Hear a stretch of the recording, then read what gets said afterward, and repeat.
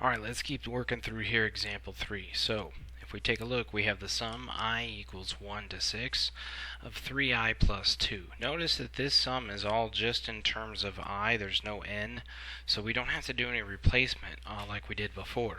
So literally we can plug in 1, 2, 3, 4, 5, and 6 for I and get our summation. Now, why am I showing you this one? It's important. If we have a basic sum, you can actually just plug it into your calculator. I know that that's going to make most of you guys happy. Alright, so doing that, make sure that you hit the math button on your calculator.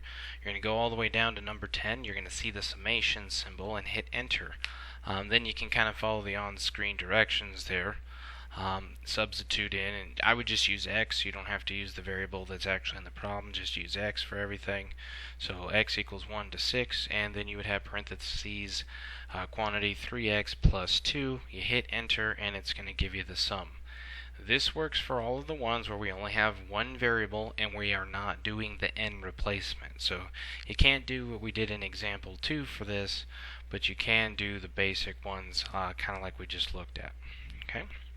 Now let's look at how can we develop an actual sum from a given pattern. Okay, this part's going to be pretty basic on your homework, on your tests, and these sort of things. So if we look at the pattern, so example 4, using a pattern to work in sigma notation.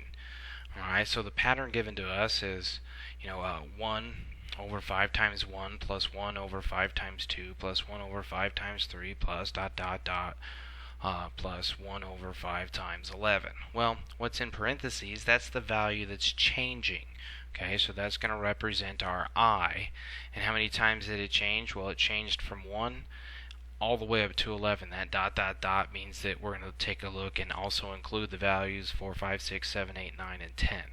Alright, so that's what the 3 dots represent right there. So our sum is going to go from I equals 1 to 11, and then we're just going to kind of follow suit. It's 1 over 5 times a value that's changing, so it's 1 over 5 times I, and I is what's changing. So we're able to take a pattern and write a sum.